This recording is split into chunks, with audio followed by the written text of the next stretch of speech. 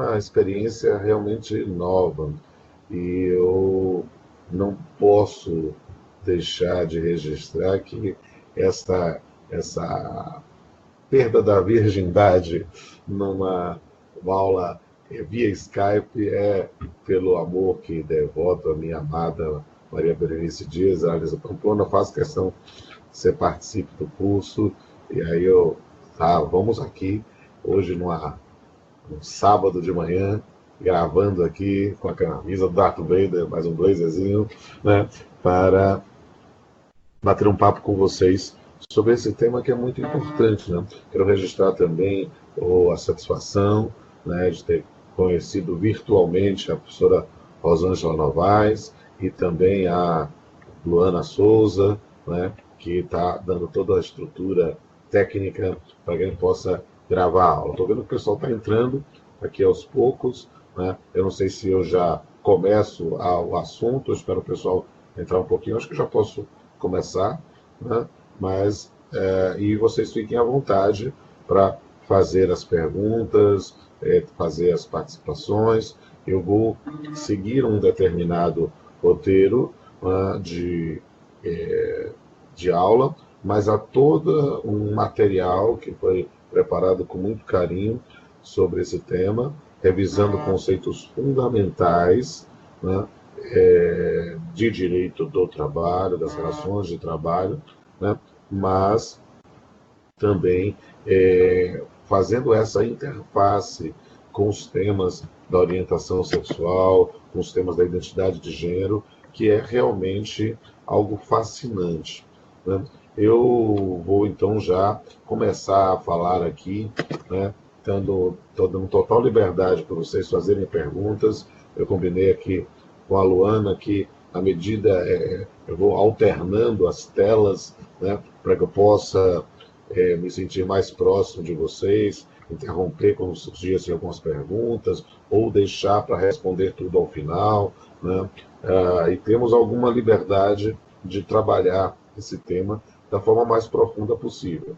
Temos aí que seguir a nossa aula até às 12 horas, horário de São Paulo, né, horário de Brasília, né, que equivale às 11 horas, horário da Bahia, porque a gente não tem horário de verão, né? Então, vou já seguir e começar a nossa aula. Vou registrar aqui, ó, eu sempre quando faço transmissão live no Instagram, no Facebook, sendo as pessoas que eu estou vendo aqui: Aline, Andresa da Rocha, Cíntia Gomes dos Santos, Jéssica Nuri, além do pessoal aí do apoio, né, e quem mais quiser participar, será um prazer. Vamos lá, porque a gente sabe que esta aula vai ser gravada e depois disponibilizada para todos que não estão acompanhando ao vivo.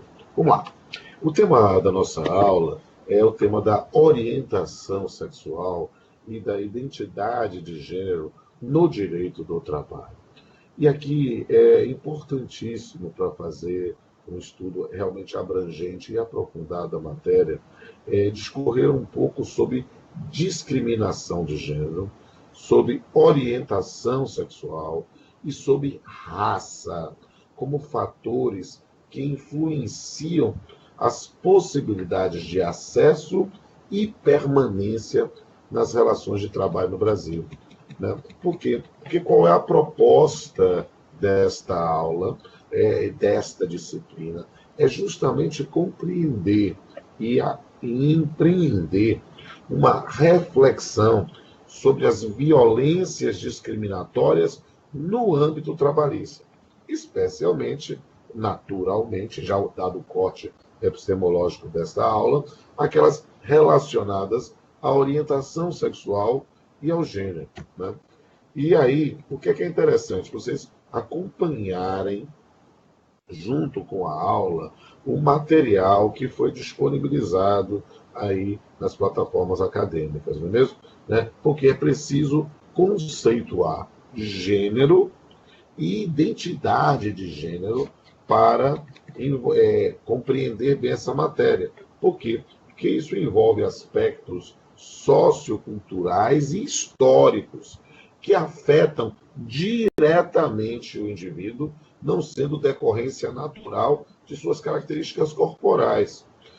Judith Butler, que é uma referência para todos nós, defende a noção de que o gênero é performativo, em função de decorrer de modos de agir identificáveis como padrões masculinos e femininos.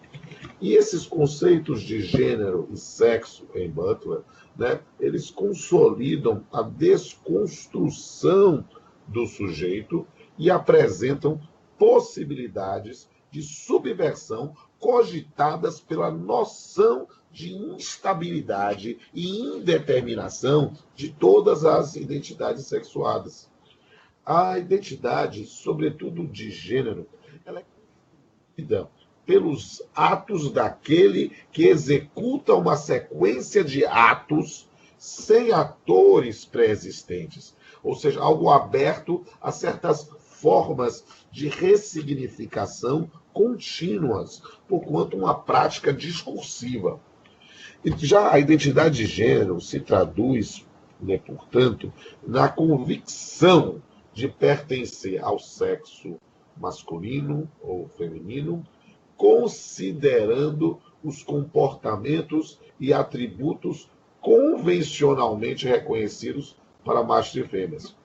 Tal circunstância é decorrente do conjunto de atos repetidos no interior de uma sociedade, ou seja, é uma espécie de reação à ideia de lei sobre o corpo apenas para atender anseios sociais. Nós temos que falar de orientação sexual e de sexo. Sexo não se confunde naturalmente com identidade de gênero, a qual diverge da noção da orientação sexual. Então, não podem ser utilizados como sinônimos, como equivocadamente se verifica com relativa frequência. Esses são conceitos que têm que ser entendidos na sua complexidade e singularidade na formação de cada ser humano. O sexo biológico de um ser humano é definido pela combinação dos seus cromossomos e sua genitália, verificando-se no ato do nascimento se a pessoa nasceu homem, mulher ou intersexual, intersexo. A orientação sexual, por sua vez, difere-se da identidade de gênero, sobretudo por não se relacionar com o sentimento de pertencimento entre esse binarismo masculino e feminino.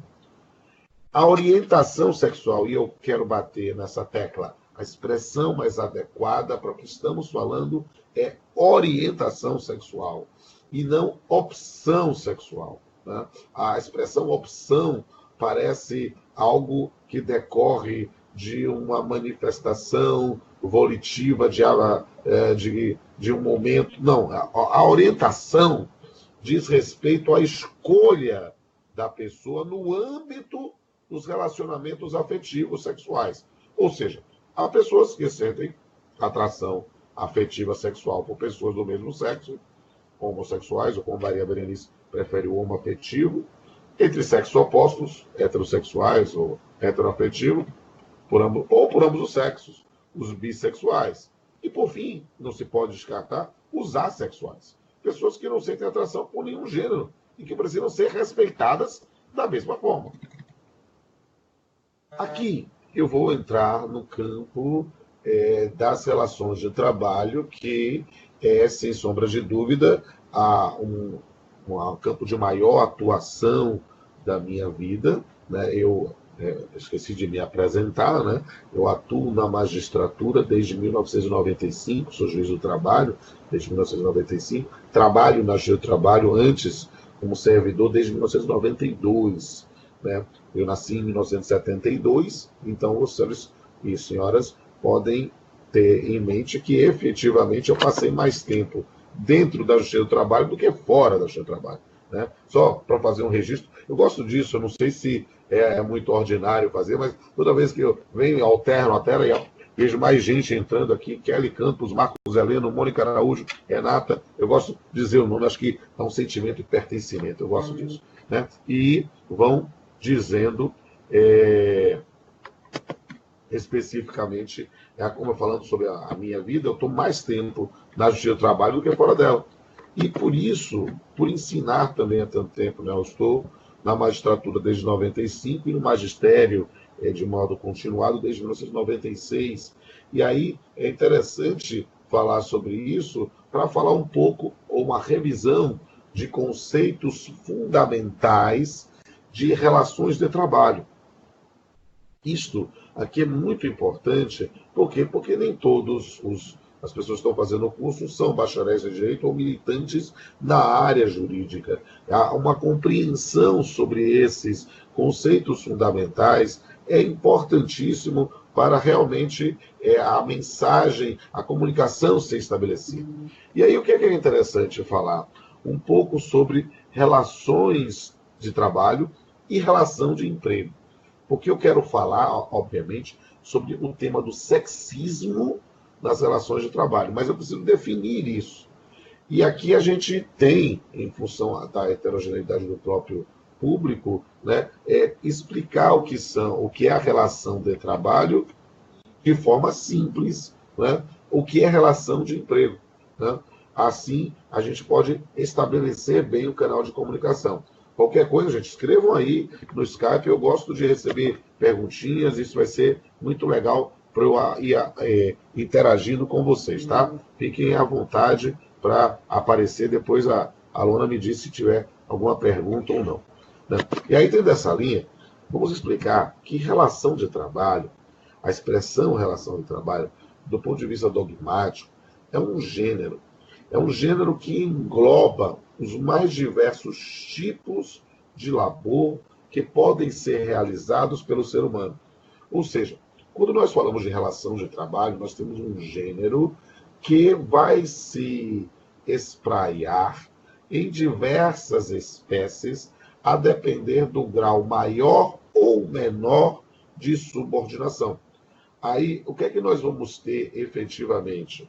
A ideia de que no grau maior de subordinação teríamos o trabalhador subordinado, o empregado, diminuindo esse grau de subordinação, o avulso, né? Aí numa outro campo mais aproximando-se de uma autonomia o eventual e finalmente o autônomo propriamente dito.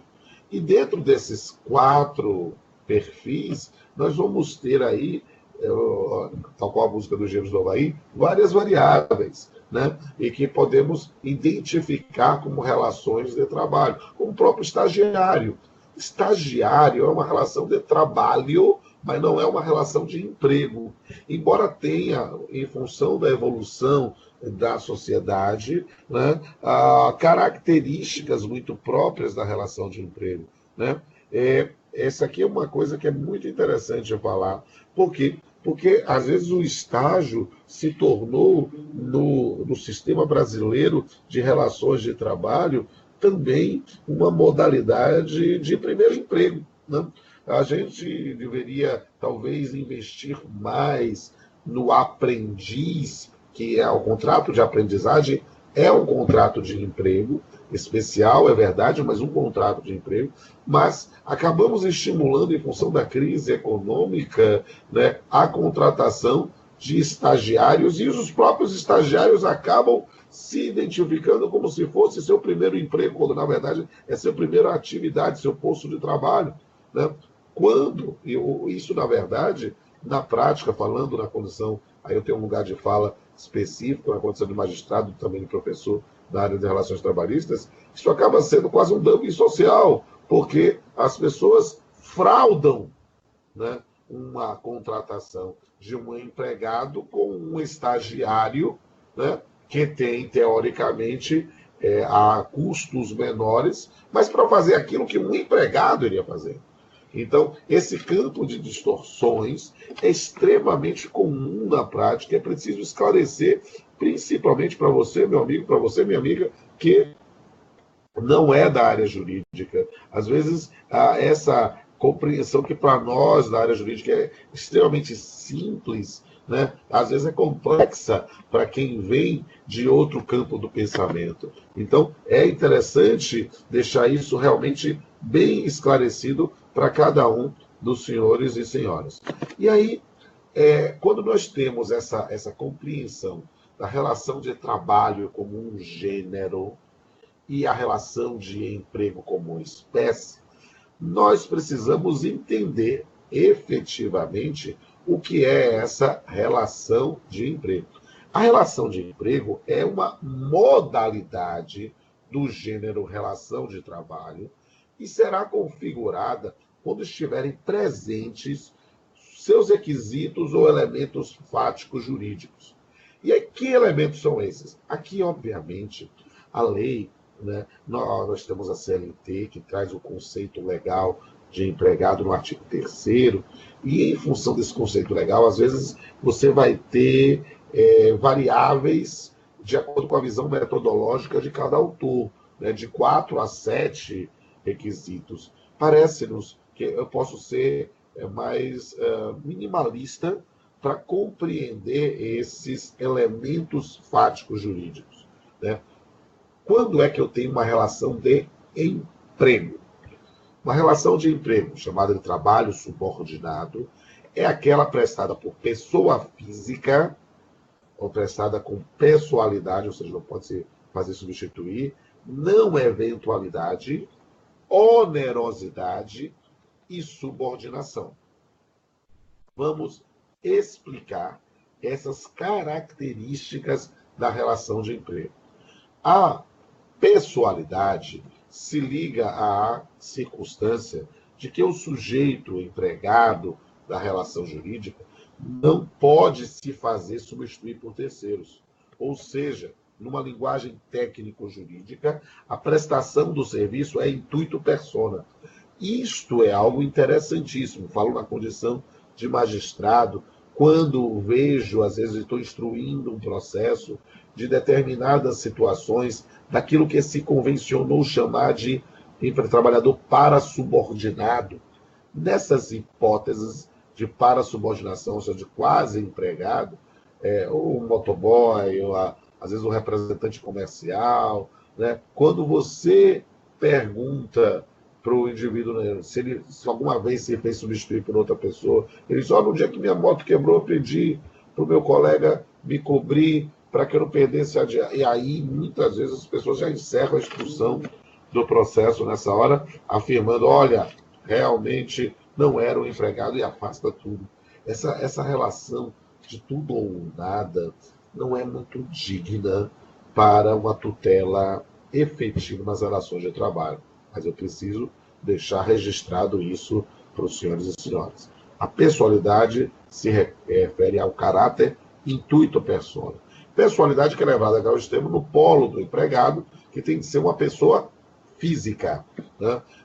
No polo empregador, pode ser uma pessoa física ou jurídica. Na verdade, a gente discute até dentro de um campo de um aprofundamento da matéria, aquela noção do empregador como a atividade.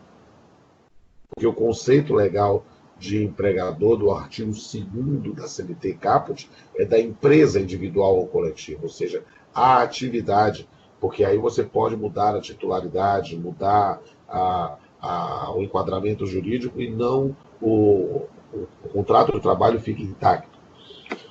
Essa pessoalidade, que, como disse, no polo do empregado tem que ser levada a grau extremo para ser uma pessoa física, deve ser prestada esse trabalho de forma permanente. O que é essa permanência? É uma não eventualidade, é uma habitualidade, né? O trabalho eventual, o trabalho episódico, né? O trabalho quando se deseja, não se enquadra no conceito legal de relação de emprego para os efeitos aqui tratados. Aí é preciso estabelecer dias e horas certas para ser executada a prestação de trabalho. Isso me permitindo uma referência de ampliação de horizontes, eu quero convidar todos os senhores e senhoras a conhecer. Eu tenho um canal no YouTube chamado Canal Pamplona, em que eu coloco vídeos, seja da minha atividade como jurista, aulas da pós-graduação, algo do gênero, mas também da minha atividade como artista. Eu tenho uma banda, eu canto, eu tenho os clipes da banda, tenho shows, né? E também como poeta, no meu talk show chamado Papeando com Pampona, que eu entrevistei inclusive a Maria Berenice sobre diversidade sexual, um episódio sensacional, ainda tinha cabelo grande na época, foi muito legal. Eu também trabalho com poesia, né? Que a ideia do Papeando foi um projeto dentro de estudos avançados de pós-doutorado, né? Para fazer uma interface de direito e arte. E aí a ideia de fazer um talk show que fosse profundo, mais leve, e sempre com poesia. Então eu sempre recito uma poesia de minha autoria sobre o tema que está sendo objeto de debate, e aí vocês vão ver playlist específica. Confiram lá no YouTube, vejam lá Canal Pamplona, se inscreva, clique no sininho para ativar as notificações, dê seu like, dê seu comentário. Para que eu estou dizendo isso? Justamente porque fica também um convite para conhecerem, da parte jurídica, né, uma playlist que fiz sobre a reforma trabalhista. Né? Eu, preocupado com a Lei 13.467, preocupado com todo esse contexto dessa dualidade estranha que vivemos nos últimos anos, né? Fiz uma playlist com 65 vídeos, depois acrescentei mais dois, né? Mas originalmente 65 vídeos, explicando cada um dos tópicos da reforma trabalhista. Está lá disponível gratuitamente para vocês, podem acessar à vontade, né? Se inscrevam no canal, é só o que eu peço, né? E nesse ponto, vocês vão ver que eu falo sobre o tema, um dos temas muito ventilados sobre a reforma trabalhista é o chamado contrato intermitente. E é justamente sobre esse elemento da habitualidade, da pessoalidade, que é flexibilizado, né, a matéria nesse contrato. Então, vejam aí esse vídeo, acho que vai ajudar, principalmente para quem não milita tanto na área trabalhista e quer aprender um pouco mais, se aprofundar. Quem sabe também será um prazer ser seu professor em algum curso presencial ou online. Vamos lá. Falamos, portanto, da pessoa física, da pessoalidade e da não eventualidade. É preciso perceber que a relação de emprego é essencialmente econômica. Ou seja, a pessoa emprega a sua força de trabalho, né, em troca do recebimento de valores monetários. É uma contraprestação. Ou seja, é requisito indispensável para caracterizar uma relação de emprego a onerosidade. Note como isso já traz uma distinção para a atividade voluntária, para o serviço voluntário, para o comissariado, como às vezes tem comissário de menores ou infância e juventude, situações em que não há necessariamente uma retribuição ou um caráter pós-retributivo de algum tipo de prestação ali recebida, e nesse ponto não se pode caracterizar uma relação de emprego. Um elemento da onerosidade aqui vai ser destacado. Agora, o mais importante, sem a menor sombra pálida de dúvida, é a subordinação. Por quê?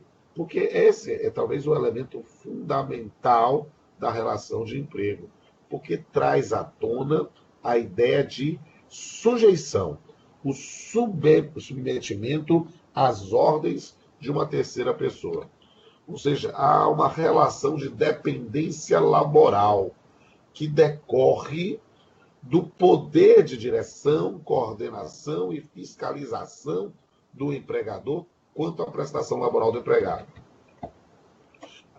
De mencionar a natureza dessa subordinação.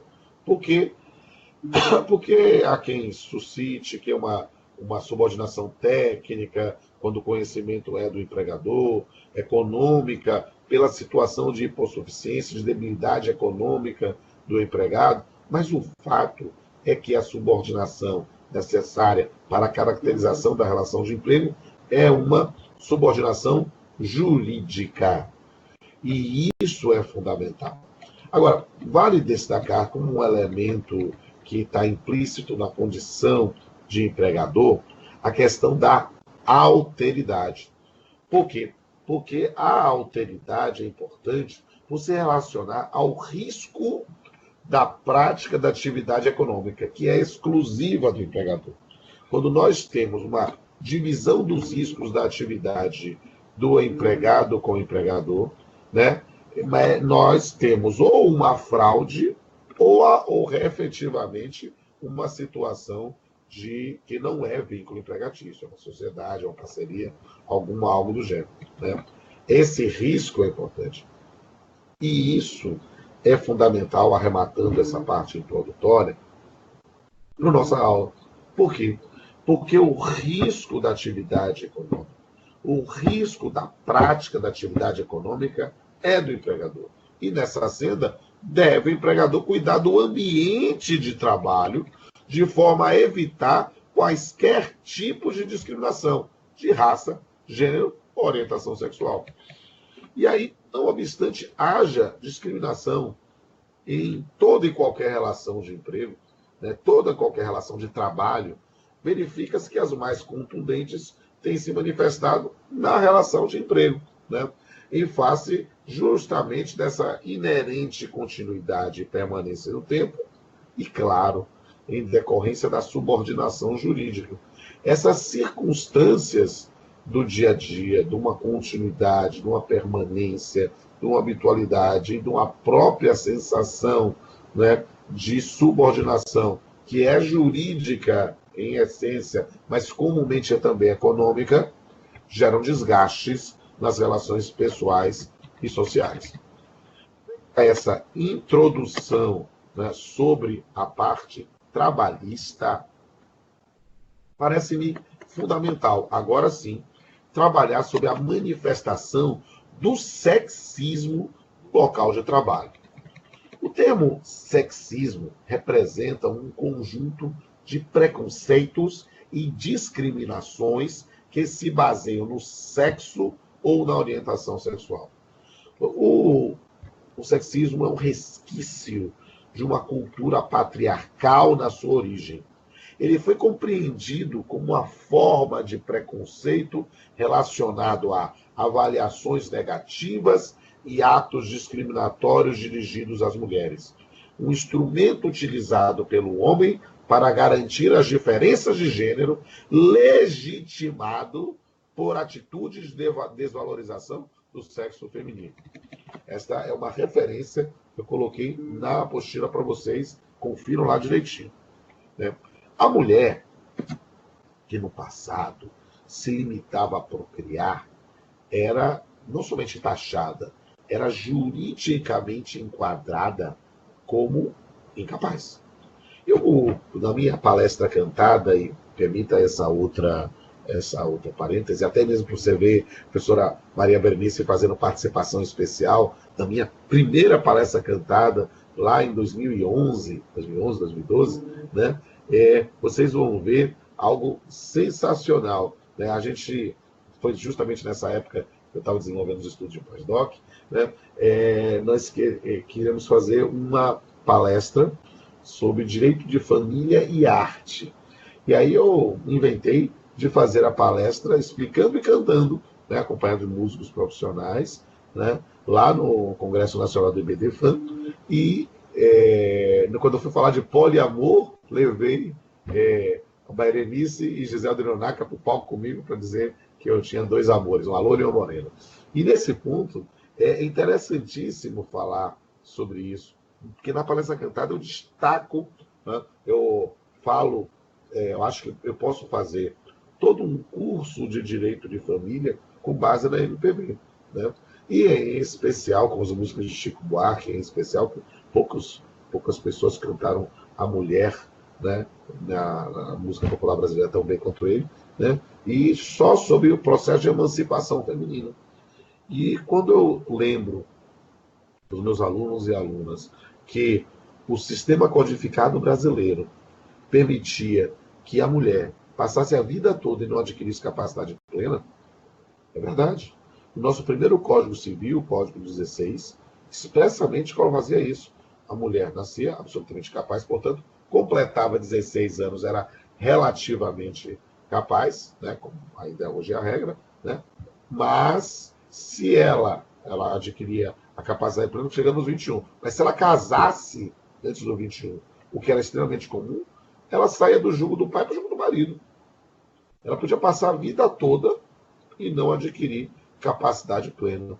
Isso era algo que se manifestava nas regras de capacidade em geral, mas também refletindo para a relação de emprego. Por quê? Porque para a mulher trabalhar, era necessário o consentimento do pai ou do marido. O pai e o marido poderiam, inclusive, pedir a extinção do contrato de trabalho se aquilo estivesse atrapalhando a vida do lar. Olha só, que mundo é esse? E perceba que isso, que era algo do Código Civil de 1916, foi incorporado à CLT, que é de 43, só vai ser revogado com o Estatuto da Mulher Casada, que é de 62. Meus amigos, isso é algo que precisa ser sempre lembrado para que a história nunca se repita, né? Apenas com o passar do tempo é que realmente a mulher foi sendo inserida no mercado de trabalho e o conceito de igualdade de tratamento entre homens e mulheres vem a ser materializado no artigo 5º, inciso 1º da nossa Constituição de 88. No entanto, mesmo considerando a evolução, que é evidente, quanto ao acesso ao mercado de trabalho para a mulher, que é inegável, ainda não se conseguiu romper por completo as barreiras limitadoras determinadas pelo sexo ou pelo gênero. Assim, não obstante existam normas especiais de proteção que proíbam a discriminação em razão do sexo e do gênero. Aqui, destaque-se não somente o artigo 5º, inciso 41 XLI da Constituição, mas também, principalmente, foi nela que trabalhei muito na minha primeira tese de doutorado, que foi sobre assédio sexual, né? Especificamente a Convenção 111 da OIT, que trata da proibição da discriminação. Aqui vale registrar também o artigo 7º, inciso 30 da Constituição, e o artigo 373-A da CLT. Mesmo tendo todas essas regras, todas essas normas, né, que mostram uma preocupação da proteção, né, da relação de emprego em face da discriminação em razão do sexo e gênero, nós observamos, é fácil observar, que o sexismo tem sido um problema recorrente no Brasil. E, aqui um detalhe que eu quero agregar um valor diferenciado à aula, acho que isso é importante, não é só contra as mulheres. Atualmente, o sexismo se relaciona também ao tratamento preconceituoso conferido aos homens, aos homossexuais, aos transgêneros, com aqueles que não se identificam com nenhum dos gêneros, né? Entre outras formas de representação de identidade sexual. E eu vou mostrar isso durante a exposição. Eu trouxe acórdãos, trouxe referências jurisprudenciais que me parecem interessantíssimo para esse curso de pós, né? A pessoa vítima de sexismo geralmente é colocada em posição inferior apenas e somente apenas em razão de sua identidade sexual. A discriminação contra mulheres é intitulada de machismo ou misoginia, enquanto o preconceito contra homens é chamado de misandria. Eu quero jogar essa questão da misandria porque eu achei, inclusive, uma decisão interessantíssima sobre o tema para a gente botar como debate aqui para o nosso trabalho. Está todo o material aí já disponibilizado para vocês, né? O certo é que as condições em que vivem homens e mulheres não são produtos do destino, mas, sobretudo, de construções sociais que formam dois grupos sociais envolvidos numa relação específica, as relações sociais de sexo. No âmbito do trabalho, as relações sociais de sexo se exprimem por meio da divisão social do trabalho entre os sexos, chamada, corte epistemológico interessantíssimo para um trabalho de conclusão de curso, de divisão sexual do trabalho. É um tema tão importante que eu vou tratar agora, porque é capaz de explicar, talvez, as discriminações de gênero na sua origem. Vamos falar, abra um tópico aí nos seus roteiros, tablets, cadernos, como você preferir, no computador, sobre divisão sexual do trabalho. A divisão sexual do trabalho é uma temática diretamente ligada à sociologia do trabalho. É a forma como as relações sociais de sexo estão estabelecidas no âmbito das relações de produção e reprodução da vida material, ou seja, a divisão de atribuições, tarefas e lugares sociais para mulheres e homens que repercute fortemente no cenário trabalhista contemporâneo. Aqui, nós precisamos falar, né, sobre a influência do patriarcalismo na divisão sexual do trabalho. É importantíssimo. Eu mandei no material para vocês, não deixem de ler, foi um material feito com muito carinho por mim e pela professora Cláudia Viegas, que me apoiou profundamente aqui, a minha supervisionada no pós-doutorado, né? E aqui nós fizemos uma pesquisa profunda sobre isso, e esse material está disponível para vocês, né? O que é preciso entender, seguindo essa linha de intelecção? Dois princípios informam a divisão sexual do trabalho. Quais são? A separação do trabalho, pelo qual existiriam trabalhos específicos para homens e para mulheres, e o princípio hierárquico, no qual o trabalho do homem valeria mais que o trabalho da mulher. Pesquisa, eu fiz uma citação de Irata Kerouac, que afirma que os dois princípios são válidos para todas as sociedades conhecidas no tempo e no espaço. Observa-se, né, que o patriarcalismo não se restringiu ao controle da sexualidade da mulher na família, mas também se prestou à segregação ocupacional, excluindo as mulheres de importantes papéis econômicos e políticos da sociedade.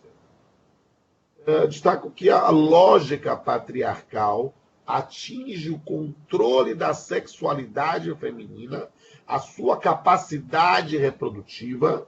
Me permito a parênteses, e eu estou professor, sou professor, estou juiz, eu sou professor. Quantas vezes, na condição de professor, sou decano num dos cursos da Unifax, às vezes jovens professoras que foram minhas alunas na graduação, na especialização, no mestrado, doutorado, vão ser contratadas em faculdades. Eu, como professor também da Universidade Federal da Bahia, eu acabo sendo um grande fornecedor, indicador de mão de obra, né, porque ensino metodologia da pesquisa. Então, nessa linha, acaba quase todo mundo passando pelas minhas mãos, eu vejo os talentos e eu acabo indicando para os coordenadores dos cursos de Direito aqui na Bahia, né, e muitos deles foram meus alunos também, confiam na minha palavra, e eu indico, professora tal, professor, olha, essa aqui é interessante para essa área, trabalho penal, processo, faço as indicações. E quantas vezes, às vezes, essas pessoas indicadas por mim vêm falar comigo, o professor, o senhor acredita que ele me perguntou se eu pretendia engravidar? Perguntou. Perceba que isso é verdade expressamente pela Lei 9.029/95. Esse tipo de investigação social, né, que quer controlar, né, não somente a sexualidade, né, mas também a própria capacidade reprodutiva das mulheres, é algo que é inadmissível. Faz parte de um risco da atividade econômica. E isso nós temos que denunciar sempre, porque isso é sexismo, né? Isso acaba também, a partir para a etapa da contratação, da capacidade econômica, principalmente quando ele sai do campo da relação de emprego para a relação de trabalho, pensando em contratações, neste caso, sem a subordinação jurídica direta, mas numa prestação de serviços autônomo, como nós vemos essa distinção de salários, de capacidade econômica, de retribuição, discriminação salarial. E aí, amigos, a gente precisa, eu sou professor também, eu sou professor de duas instituições, né, presenciais de ensino, a Universidade Federal da Bahia, né, onde eu ensino a graduação, no mestrado e doutorado, e na Unifax, Universidade de Salvador, que aí é um privado, que eu ensino a graduação e no mestrado. né? E o mestrado da Unifax é sobre políticas públicas, né? E aí, direito, governança e políticas públicas. E como eu vejo a gente discutindo com uma orientanda, né, sobre essa questão da discriminação salarial, sobre o sexismo, e às vezes as pessoas não conseguem compreender a importância daquelas observações introdutórias, são fundamentais, porque as pessoas confundem trabalho e emprego. A legislação brasileira, claro que nesse mundo estranho que estamos vivendo, nesse momento estranho que estamos vivendo, sabe-se lá o que é que vai ter, já acabaram com o Ministério do Trabalho, daqui a pouco podem querer acabar com o direito do trabalho, com o direito do trabalho.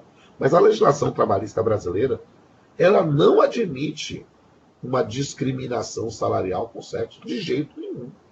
Mas aí as pessoas, mas os dados, né, que são informados mostram um disparate entre homens e mulheres. É claro, porque as restrições são da relação de emprego, não na relação de trabalho, não na contratação por pessoa jurídica, não na contratação de profissionais autônomos liberais, sob a maquiagem de uma liberalidade, sob a maquiagem de uma autonomia, mas que muitas vezes caracteriza uma relação de emprego. E isto é algo que é preciso colocar os pingos nos is e entender por que temos essa discriminação. As pessoas, quem não é da área, às vezes, realmente acaba tendo uma informação que é equivocada, é caolha. Por quê? O indivíduo diz, olha só, a legislação toda proíbe. E por que eu vejo dados oficiais? Porque a maior parte desses dados oficiais dizem respeito ou ao sexismo, postos de trabalho em que se contrata mais mulheres ou mais homens, mas que no mesmo posto de trabalho não pode ter tratamento diferenciado. Ou relações de trabalho não subordinado, e aí a gente pensa no trabalho artístico, em que os valores são negociados de forma distinta. Isto é interessantíssimo. Por quê? Porque decorre dessa concepção do patriarcado. O patriarcado não se constitui apenas como uma ideologia capaz de perpetuar um sistema de opressão e exploração de um sexo sobre o outro, reproduzindo nas classes sociais. O patriarcado se define como um sistema sexual de poder, no qual o homem possui superioridade e privilégio econômico, social e político. Do ponto de vista da disparidade salarial entre homens e mulheres, faça aquela observação, traga a observação que trouxe para vocês. Tânia Cruz, doutora em Sociologia do Trabalho, destaca alguns fatores que podem ser ressaltados em relação às mulheres.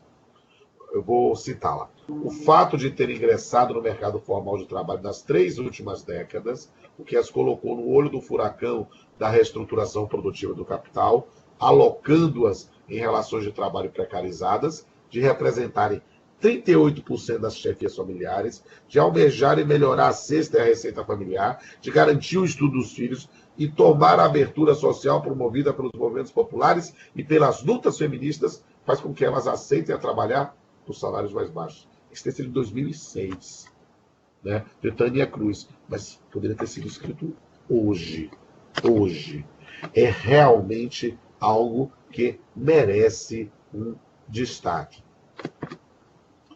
Considerando o dado histórico de que a forma de participação entre os sexos no mercado de trabalho não foi homogênea, resta patente que os direitos conquistados pelas mulheres ao longo do tempo, tais como a emancipação, a igualdade, o aumento da escolaridade e a crescente qualificação profissional, não foram suficientes para sustentar uma trajetória ocupacional que pudesse dar cabo às desigualdades sociais entre o papel feminino e masculino.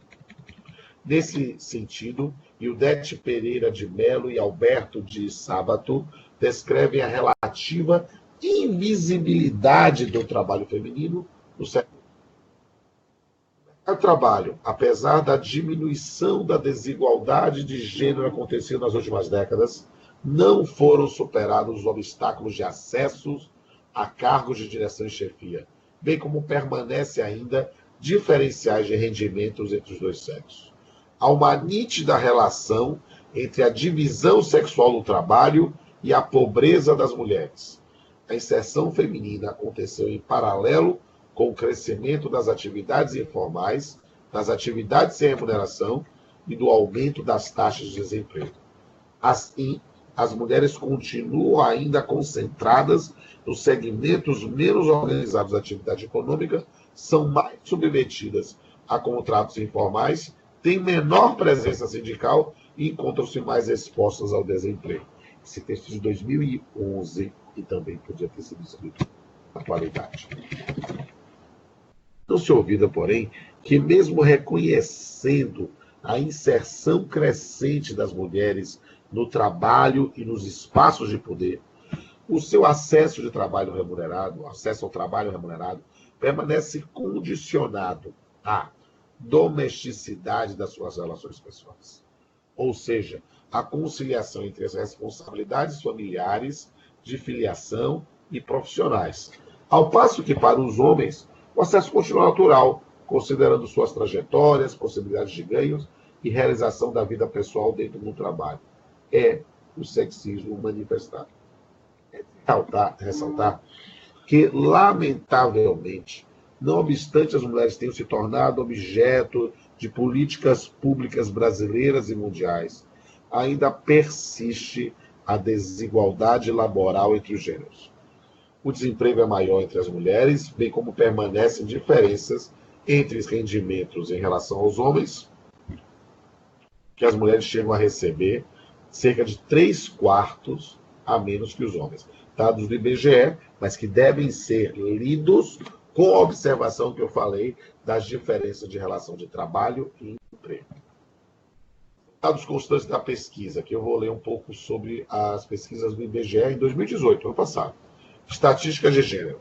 Indicadores sociais das mulheres no Brasil, realizada pelo IBGE, divulgada em junho de 2018, pelo qual se evidenciou que mulheres trabalham em média 3 horas por semana a mais que os homens, combinando trabalhos remunerados, afazeres domésticos e cuidados de pessoas. Mesmo contando com o nível educacional mais alto, ganham em média 76,5% do regime dos homens. Então, aqui nós temos uma perspectiva interessante. Para analisar essa nota explicativa do IBGE, analisando, mostram-se visíveis as desigualdades persistentes entre homens e mulheres em suas distintas dimensões de análise, notadamente no exercício de direitos à equalização de oportunidades. Bastante claro, parece-nos bastante claro, e eu tenho um lugar de fala diferenciado como magistrado trabalhista, é a questão da carga horária. Uma vez que as mulheres se ocupam em tempo parcial em número muito mais elevado do que os homens, percebendo naturalmente de forma proporcional menos pela redução da carga horária. A diferença de inserção ocupacional entre homens e mulheres, determinada pela divisão sexual do trabalho, se evidencia. Esse é um texto que vale a pena ser consultado no nosso curso. Na nota técnica do IBGE. Eu transcrevi o material, mas eu quero ler só essa questão que eu estou mencionando da carga horária. A questão da carga horária, aqui a nota técnica do IBGE. A questão da carga horária parece ser um fator fundamental no diferencial de inserção ocupacional entre homens e mulheres determinado pela divisão sexual do trabalho. Mulheres que necessitam conciliar trabalho remunerado com os afazeres domésticos e cuidados, em muitos casos, acabam por trabalhar em ocupações com carga horária reduzida. O indicador proporção de ocupados em trabalho por tempo parcial por sexo mostra um percentual mais elevado de mulheres que trabalham em período parcial de até 30 horas, quando comparado com os homens. Na desagregação espacial, conclui-se mais uma vez que as desigualdades regionais são marcantes, concentrando um maior número de mulheres que trabalham em tempo parcial nas regiões Norte e Nordeste, de onde eu gravo essa aula.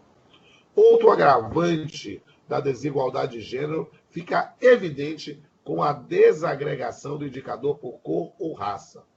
Nesse recorte, os dados de 2016 evidenciam que são as mulheres pretas ou pardas as que mais exerceram ocupação por tempo parcial, alcançando 31,3% do total, enquanto 25% das mulheres brancas se ocuparam dessa forma em 2016, uma diferença de 6,3 percentual. Para os homens, somente 11,9% dos brancos se ocuparam por tempo parcial, ao passo que a proporção de pretos ou pardos alcançou 16%. Em relação aos rendimentos médios do trabalho, as mulheres seguem recebendo cerca de 3/4 do que os homens recebem. Contribui para a explicação desse resultado a própria natureza dos postos de trabalho, o que eu destaquei anteriormente, ocupados pelas mulheres, em que se destaca a maior proporção dedicada ao trabalho em tempo parcial. Aqui é interessante compreender, dentro desse cenário de dificuldades, de desigualdades, que há uma boa notícia. A boa notícia fica por conta da educação, uma vez que a pesquisa demonstra a elevação contínua dos níveis de escolaridade das mulheres nas últimas 3 décadas. Diversos indicadores confirmam essa tendência geral ao aumento da escolaridade de mulheres em relação aos homens, não obstante a estrutura ocupacional de homens e mulheres permaneça bastante desigual. E é sintomático, se olha o nome aqui, nós temos das pessoas que estão assistindo essa aula, muito mais mulheres do que homens. As mulheres ocupam cada vez mais os espaços, e isso é interessante, né? Mas aqui é importante falar que as representações das relações sociais entre os sexos têm um papel relevantíssimo nas organizações, devendo a precarização sexuada do trabalho ser percebida de forma específica a partir da análise do conjunto de processos produtivos em determinado nicho empresarial. De minimizar as desigualdades entre homens e mulheres no âmbito das relações de trabalho, eu vi um texto interessantíssimo, Divisão Sexual do Trabalho e Pobreza, de Ildete Pereira de Mello e Alberto de Sábato. Né? Eles, nesse texto, além da inserção de políticas públicas que incluam a mulher no mercado de trabalho, o que eu estudo lá no mestrado em que sou professor da Unifax, apresenta o exercício, e essa é uma expressão importante da contemporaneidade, da sororidade como forma de valorização da mulher. Né? A sororidade é uma experiência subjetiva pela qual as mulheres devem passar com a finalidade de eliminar todas as formas de opressão entre elas. É conscientizar as mulheres sobre a misoginia, é um esforço pessoal e coletivo de destruir a mentalidade e a cultura misógina, enquanto transforma as relações de solidariedade entre as mulheres. Né? Essa ideia do exercício da sororidade, né, é uma forma de valorização da mulher. Né? Eu tive a oportunidade de discutir feminicídio, né, num episódio do Papeando com Pamplona, né, do ano passado, com a professora Daniela Portugal, né, e foi muito interessante compreender essa questão do lugar de fala feminino, do exercício da sororidade. Né? Dê uma olhada, está lá no canal no YouTube, acho que vai ser um material complementar interessante para a nossa pós. Né? Como forma de valorização da mulher, sugere que as mulheres em situação profissional de destaque concedam espaço a outras mulheres, inserindo-as no mercado de trabalho, ainda que não de forma igualitária. A proposta foi encontrada que as mulheres bem-sucedidas no mercado de trabalho podem contratar outras mulheres para substituí-las nos afazeres e cuidados domésticos. Assim, as mulheres podem ir para o mercado de trabalho, desde que a conciliação seja feita pela delegação das tarefas para outras mulheres. Nos locais de trabalho, as atividades metamorfose de uma divisão sexual do trabalho pela feminilização de várias ocupações, antes reduto do sexo masculino ou vice-versa. Na visão das autoras, né, autoras e autoras, o fato das mulheres contratarem mulheres não resolveria totalmente o problema da invisibilidade profissional feminina, mas já seria um bom começo. Mas esse é um tema interessante para pensar no que a gente traz como ações afirmativas, né, ou como sexismo às avessas. A gente vai discutir isso ainda na segunda metade aqui da nossa aula. Né? É a abordagem da situação de desigualdade, né,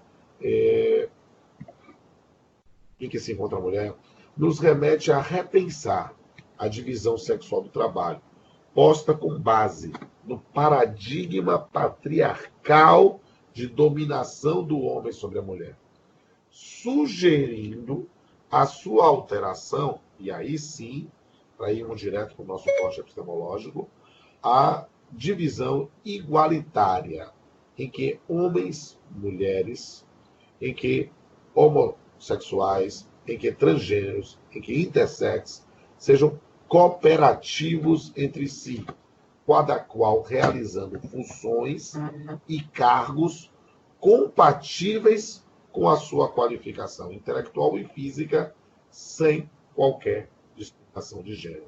Este é o mundo ideal. Criar um novo modelo de divisão do trabalho se faz necessário, sobretudo baseando-se na noção de corresponsabilidade social pelas atividades profissionais, pela qual deve haver respeito e igualdade de gênero em todas as suas variações. Nesse ponto, arrematando essa parte sobre a divisão sexual do trabalho, é muito importante citar a diretriz da OIT, a Organização Internacional do Trabalho. A OIT, meus amigos, a OIT, minhas amigas, é mais importante que a ONU, é mais antiga que a ONU, tem mais filiado do que a ONU. A OIT tem um papel importantíssimo no combate à discriminação. E a diretriz da OIT é que a igualdade de gênero é uma questão de justiça social e se funda no enfoque baseado nos direitos e na eficiência econômica. Para a OIT, o trabalho decente, o conceito de trabalho decente é um conceito fundamental para a Organização Internacional do Trabalho. É aquele produtivo e adequadamente remunerado, exercido em condições de liberdade, equidade e segurança, sem qualquer forma de discriminação, sendo ainda capaz de garantir uma vida digna a todas as pessoas que dele sobrevivem. Trabalho digno e sem preconceitos é o que se pretende por meio da análise diagnóstica da sociologia do trabalho. Afinal de contas, descortinar o problema é o primeiro passo para resolver. Chegamos na metade da nossa aula. Essa primeira metade eu tive com um corte epistemológico e uma preparação específica para a revisão de conceitos fundamentais para o desenvolvimento do nosso trabalho. Né? Se estiverem com vontade de fazer alguma pergunta, pode colocar, já apareci na tela de novo aqui, estou vendo mais gente ainda, né? Aí o pessoal entra em ordem alfabética, que eu já me perdi aqui, né? Mas podem fazer perguntas se quiser. E nesse ponto, o que é que eu fiz na preparação da aula? Revisei esses conceitos fundamentais com vocês. Agora, a minha intenção é trabalhar com decisões. Nós vamos fazer agora uma revisão jurisprudencial. Né? Vamos analisar acórdãos ou decisões monocráticas que reconheceram o sexismo nas relações de trabalho. Foi uma pesquisa bem interessante e que pode servir e muito para as suas monografias de final de curso, para as suas reflexões. Né? Todos os acordos estão disponíveis no material enviado e nesse roteiro que estou construindo da aula com vocês, eu quero analisar acordos, arestos jurisprudenciais que reconheceram o sexismo nas relações de trabalho. Essa é a proposta dessa segunda etapa da aula, nessa segunda hora da aula. Por quê? É inegável que as mulheres vêm superando a cultura patriarcal e machista no âmbito do trabalho.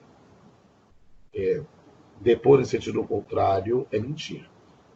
Há uma evidente ocupação, né, dos postos de trabalho, dos cargos de direção, e que pode ser ainda mais, pode ser ainda melhor, mas não se pode fechar os olhos numa comparação com o passado.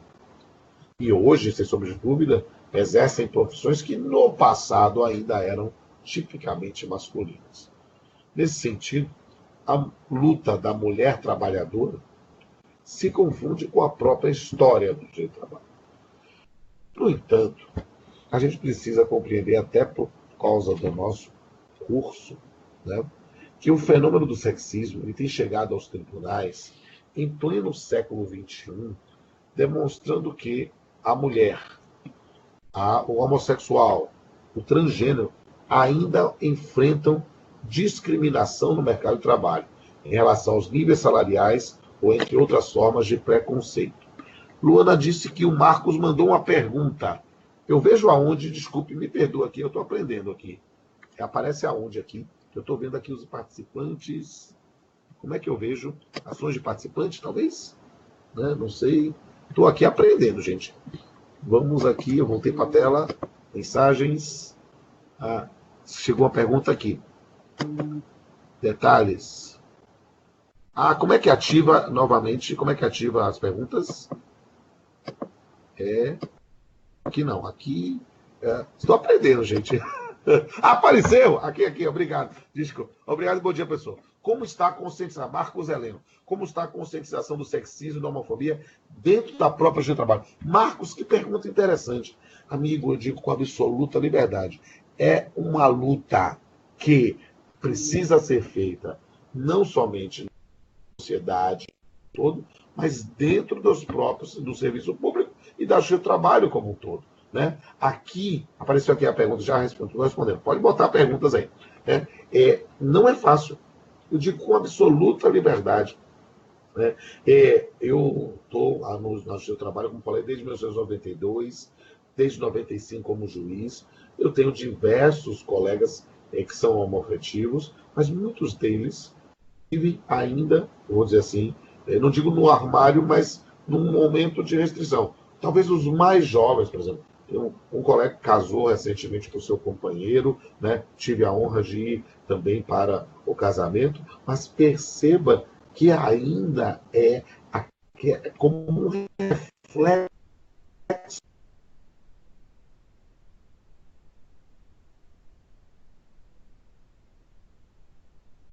naquela questão estranha. Eu digo com absoluta liberdade, isso é o que precisa ser construído a cada momento. Né? Eu vejo isso, eu tenho 2 filhos, uma menina de 18, um menino de 13, né? E eu vejo como a forma que eu os criei, né? Conhecendo os meus amigos, os casais homoafetivos que convivem, partilham da minha privacidade, da minha intimidade, fazem com que eles construam um mundo com menos preconceito. Mas é uma luta diária, amigo. É uma luta terrível. E uma luta que às vezes é complicada. Luana, eu posso recitar uma poesia aqui no meio da aula? Eu queria recitar aqui, antes de passar para a parte jurisprudencial. Né? Luana está digitando, vai aparecer alguma coisa aqui. Né?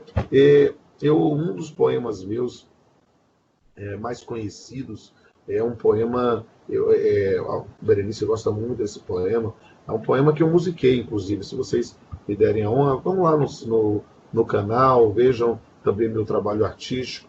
Fiz um clipe sobre esse livro. E esse poema, o professor Leandro Carnal recitou uma vez uma palestra e acabou ficando pop. As pessoas começaram a seguir o meu blog de poesia, né? www.rodolfo.blogspot.com.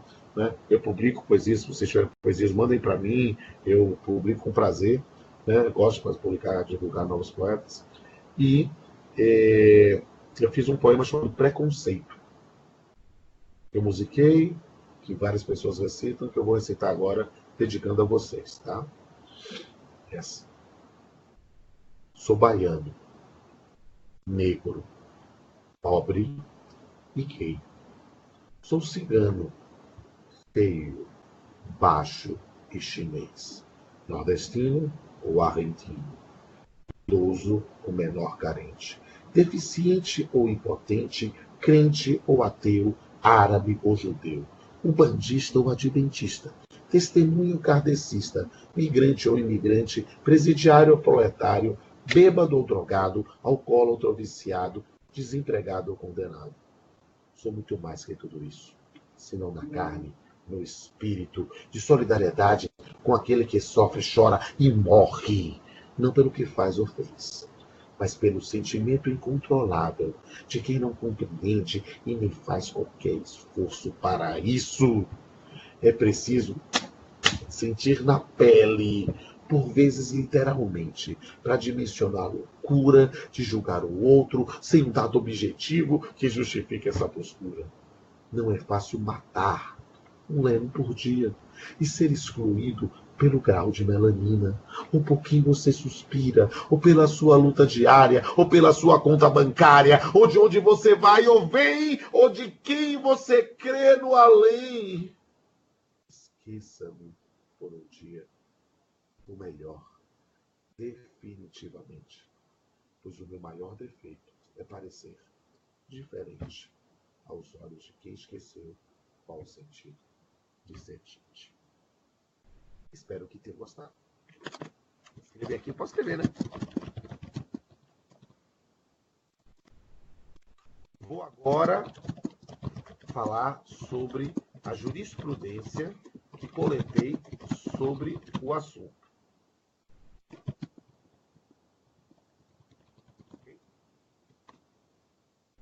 Vamos lá. Estou aprendendo, viu, gente? Aqui. Me perdoe assim pelas minhas barberais aqui, estou aqui, mas já aprendi. Pode escrever agora à vontade e agora já consigo ver e respondo tudo, tá? Vamos lá.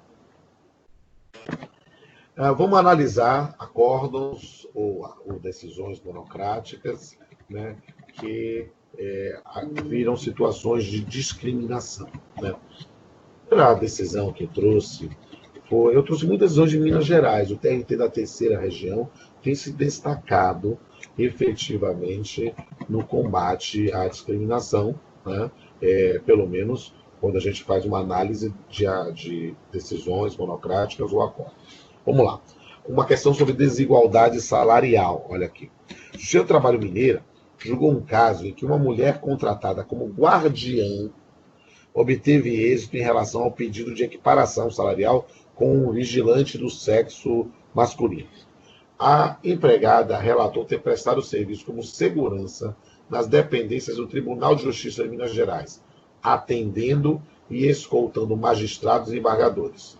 Na inicial, a trabalhadora denunciou que colegas do sexo masculino recebiam salários maiores para desempenhar as mesmas atividades, razão pela qual postulou a condenação da empresa de segurança ao pagamento das diferenças salariais decorrentes da equiparação com um colega do sexo masculino indicado como paradigma. A empregadora, em sua defesa, sustentou que o profissional homem, indicado como paradigma, ocupava o cargo de vigilante, com atribuições diferentes da profissional mulher, cujo cargo era denominado guardiã. Acrescentou à empresa que o paradigma desempenhava função destacada no Tribunal de Justiça de Minas Gerais, integrando o grupo de selecionados vigilantes que tinham como função principal atender e escoltar magistrados e embargadores, enquanto os demais vigilantes e guardiãs incumbia somente a guarda patrimonial. A magistrada Júlia Márcia Marraturra, em sua atuação na 10ª para o trabalho, reconheceu a equiparação salarial pretendida nos termos do artigo 461 e seus parágrafos da CLT, porquanto comprovado nos autos que a guardiã sempre exerceu suas atividades em igualdade de condições em relação ao colega homem, recebendo, porém, remuneração inferior à dele. O TRT da terceira região, ao julgar o recurso ordinário, eu vou dar o número do processo para vocês, deixa eu copiar e colar aqui e botar o número do processo aqui, eu acho que vai aproveitar os elementos da internet, botar aqui, ó, estou botando aqui o número do processo do TRT da terceira região. E estou vendo que chegou uma pergunta, eu vou ler aqui. Mas é interessante verificar, só comentando aí sobre o acordo, responder a pergunta, né, que nessas circunstâncias, né, nós temos ali uma discussão que é importante. Poderia haver a diferença se houvesse diferença de atribuições. Quando essa diferença é só pro forma, na boca pro forma. E isso é interessante, falar em direito de trabalho, porque nós temos um princípio tradicional de que o contrato de trabalho é um contrato realidade. A demonstração efetiva do que ocorreu faz com que gerasse a equiparação. Vou ler aqui uma pergunta de Pedro Henrique. Tá? Vou ler logo. Já, não gosto de deixar sem pergunta, não. Pode perguntar. Professor, se tratando das pessoas transexuais e travestis, em que o acesso aos meios formais de trabalho tivemos avanço em diversas empresas, no entanto, estamos longe de alcançar o ideal. Assim, seria uma alternativa estabelecer cotas a fim de que as empresas cumpram uma função social? Esse é um tema sensacional, querido Pedro. Né, Pedro? Isso. Por quê? Porque a discussão sobre ações afirmativas é uma reflexão importantíssima. Eu tive a oportunidade, e eu queria que você visse, Pedro, né, lá no episódio do Papiando com Pamplona, que eu fiz sobre ações afirmativas com Samuel Vida, que é um professor, advogado, muito militante no movimento negro em especial, mas a gente fez de uma forma muito interessante, porque nós trouxemos para a plateia pessoas representativas de cada uma de quatro grupos vulneráveis. Então, tinha transexuais, tinham travestis, tinha idosos, gordos, magros, baixos, jovens, velhos. Foi muito legal isso. E isso foi uma linha, me permita quase fazer uma propaganda, Pedro, que eu fiz uma canção chamada Bela Recatada do Lar, né, para fazer uma letra de cunho feminista, para que ela tivesse, inclusive, um lugar de fala. Eu fiz a letra em parceria com Mariana Chaves, uma professora sensacional também, que ela está no curso, mas é excelente, foi a primeira doutora por Coimbra em Direito Civil, né, jovem. Fiz a letra com ela. Vou cantar, ela pode cantar. Deixa eu botar o clipe aqui, né? Aí pode botar clipe aqui, eu não sei, Luana, se puder, eu boto até o clipe. Né? Vou puxar o canal. Né? É algo que é bem interessante quando a gente pensa nessa música, mas eu queria mostrar, mais do que mostrar a música, mostrar, na verdade, botar aqui, botar um link para vocês aqui. E já aprendi. Estou aprendendo, estou matando a pau aqui, já estou fazendo. Vou botar o link aqui do clipe, porque seguindo a pergunta de Pedro, né, copiei, exatamente, fiz aqui, eu botei o link aqui, copiei do YouTube e colei aí. Vocês podem ver. Esse clipe ficou muito interessante, que é uma letra de cunho feminista, mas para dar visibilidade, tem 2 mulheres trans nesse clipe. Eu queria falar com mulheres reais, então tem negras, brancas, altas, baixas, gordas, magras, né? E 2 mulheres trans. Quem são? Vocês vão descobrir aí olhando aí, né? Foi muito legal, né? Por quê? Porque a ideia, né, cadeirante, eu tinha uma aluna cadeirante sensacional também, né? E aí a gente colocou no clipe. Fez sucesso, deu mais de 12 mil visualizações. Eu fiquei muito feliz com isso. Então, a discussão, voltando à resposta do Pedro, a discussão sobre cotas é algo que decorre muitas vezes numa construção de uma cultura de aceitação. Né? Eu coordeno uma pós presencial na Faculdade Baiana de Direito aqui, a pós de Direito e Processo de Trabalho. E a Baiana, ela tem uma política inclusiva. Né? E aí nós fizemos, literalmente, não fizemos como uma política de cota, mas quisemos fazer, olha, nós queremos contratar mulheres trans ou homens trans.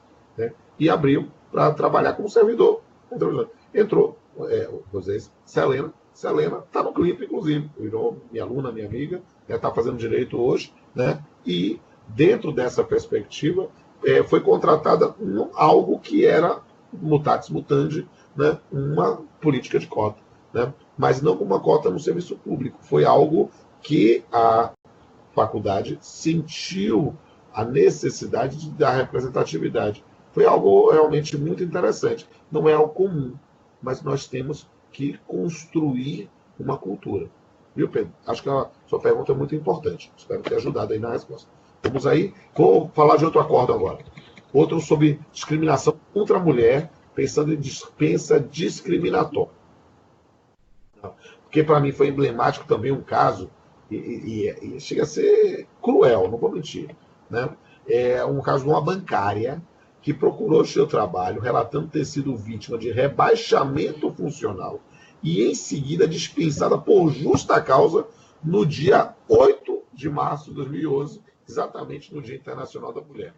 O caso foi julgado pelo juiz Francisco José dos Santos Júnior, A primeira vara, o trabalho de Divinópolis, uma cidade muito legal, já fiz uma palestra cantada lá, que depois de examinar o conjunto probatório, ponderou que tudo isso faz crer que a dispensa da reclamante, exata e simbolicamente, em 8 de março de 2011, Dia Internacional da Mulher, de fato não foi por acaso, provavelmente porque, pela tese da defesa, poderia a dispensa ter ocorrido antes ou depois. O magistrado examinou o conteúdo das transcrições da conversa contida nos CDs juntados ao processo pela bancária. Isso aqui é interessantíssimo, a questão da prova, porque muitas vezes desde que eu escrevi sobre assédio sexual, depois escrevi sobre assédio moral, a discussão sobre a gravação ambiental é interessantíssima. Nós temos uma diretriz que parte do Supremo Tribunal Federal, mas o fato é que esses tipos de situação de discriminação, muitas vezes, não são feitos às claras. Quando é às claras, é mais fácil de provar. O problema é que, às vezes, você consegue fazer a prova através de uma gravação, uma conversa no WhatsApp, ou algo do gênero. Né? É algo bem interessante mesmo. E analisando esses CDs, ele considerou provado o assédio moral, teve disso com a tomada da superintendência, onde atuava a bancária, pelo colega, redução salarial, estouros de crédito bancário e nítida intenção de alcançar a dispensa por justa causa. Verificou ainda que houve insinuações do superintendente à condição de mulher da bancária, durante sua conversa com ela, transcrita no processo. Destacou o seguinte trecho: acho, e por favor te peço que em qualquer circunstância ali, fora você reserve isso. Eu não acho que seja uma função que encaixe legal na pessoa de uma mulher. Ela é bancária. É o machismo puro. O magistrado entendeu que o conteúdo de do CD fazia que a dispensa da bancária foi planejada para acontecer simbolicamente no Dia Internacional da Mulher. Fundamentou que restou comprovado que após a saída da bancária da superintendência, ali permaneceram trabalhando apenas homens. E ponderou. Olha que legal. Eu acho muito legal isso ser dito por um homem. É simbólico. Essa mesma postura machista muito explica a pressão sofrida pela reclamante para que deixasse o cargo de gerente de negócios, postura inaceitável em qualquer tempo, muito menos nos dias de hoje, no qual todo o nosso ordenamento jurídico busca incessantemente inserir e valorizar a mulher no mercado de trabalho. Ela acrescentou que a apuração interna feita pelo banco também trouxe traços de como o superintendente ultrapassava os limites do poder diretivo e disciplinar que detinha, concluindo pelo assédio moral, sob o argumento de que a bancária perdeu comissão e teve redução salarial e estouros indevidos, arrematando com a sua dispensa por justa causa. Quadro de episódios que levaram à marginalização profissional da trabalhadora. Os valores das indenizações deferidas pelo juiz totalizaram mais de R$60 mil. O TRT Mineiro, ao apreciar o recurso, botar o número do processo aqui de novo para vocês, é outro processo, viu, gente? Manteve a condenação. Vou botar aqui na tela, tá? Estou botando aqui para vocês na tela. Se tiverem mais perguntas, podem fazer, viu, gente?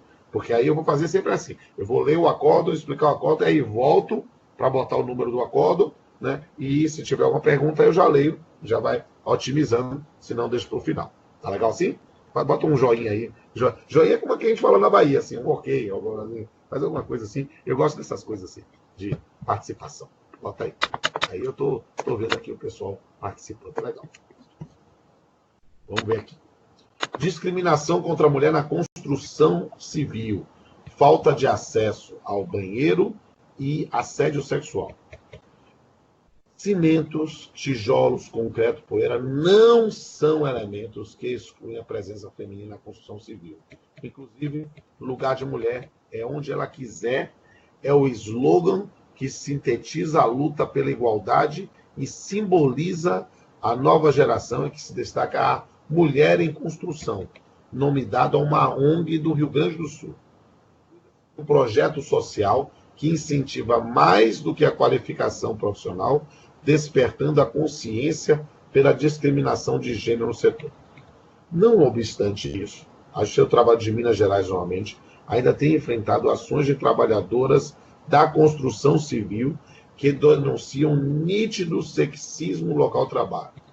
A primeira vara do trabalho de João Monlevade, a magistrada Maria Irene Silva de Castro Coelho, após o exame do conjunto probatório, constatou que uma empresa de engenharia não disponibilizava banheiros femininos e em boas condições de higiene no local de trabalho, e ainda que a empregada, operadora de pá carregadeira, sofria assédio sexual por parte do superior hierárquico. Depoimentos de testemunhas revelaram que havia várias mulheres trabalhando no canteiro de obras. No entanto, o empregador, além de fornecer banheiros químicos distantes do canteiro de obra, estes não eram destinados ao público feminino, sendo a limpeza bastante precária. Uma das testemunhas evidenciou ter presenciado a autora ser assediada sexualmente no local de trabalho pelo encarregado e contou que este comentava na empresa que a autora estava, frase típica machista, a autora estava se fazendo difícil, mas se que pressionasse, ela ficaria com ele por medo de perder o emprego. Lamentável. No tocante à inexistência de banheiros femininos, a magistrada fundamentou que a conduta afronta a NR 24, os itens 24, 1, 2, 1, Ministério do Trabalho e Emprego, infelizmente extinto o Ministério, incumbe o empregador fornecer ao trabalhador todas as condições para o desenvolvimento do seu mistério e, ainda mais, daquelas que atingem diretamente a preservação de sua intimidade, acrescentando que a separação de banheiros por sexo decorre de obrigação legal que não pode ser negligenciada pelo empregador. Concluiu que o tratamento inadequado causou dano moral à reclamante e condenou a reclamada no pagamento de indenização no importe de R$10.000. Trata de situação constrangedora e humilhante que violou sua integridade psíquica, vilipendiando direitos da personalidade, como liberdade sexual, honra, imagem, vida privada, intimidade e dignidade pessoal e profissional. A decisão foi confirmada no segundo grau. Esse aqui eu não posso colocar o número do processo, porque decretou-se o segredo de justiça, e aí preservar a privacidade das pessoas envolvidas. Aqui, voltei aqui só para ver, também achei um absurdo, Marcos, olha, isso mesmo, uma coisa terrível mesmo. Olha, podem escrever aí à vontade, viu, gente? Eu estou aí à disposição de vocês, né? E me aproveitem o máximo, ainda temos aí 40 minutos, eu estou à disposição, tá? Volto aqui. Outro acordo também, que quero falar sobre isso aqui também de Minas, né? A discriminação, aqui, esse aqui é muito interessante. Confesso que se eu tenho que pensar em uma coisa que foi surpreendente quando eu estava fazendo a pesquisa, né, para preparar essa aula, né, esse aqui foi algo que eu não posso mentir aos senhores e senhoras, foi algo que merece ser estudado. Discriminação masculina. Aqui também no TRT de Minas Gerais. Vamos ver aqui, tá? Uma empresa de cosméticos teve que indenizar um empregado que não foi promovido a gerente por ser homem. Que interessante. A discriminação contra a mulher, homossexuais e transexuais no mercado de trabalho é mais comum. Entretanto, o homem também pode ser discriminado no trabalho. É um caso raro de misandria, enfrentado pela 7ª turma do TRT de Minas. A juíza convocada, Sandra de Faria Frois Leão, relatora do recurso do processo. Deixa eu botar logo o número do recurso, que aí vocês podem olhar aqui. Botei aqui para vocês o número do processo.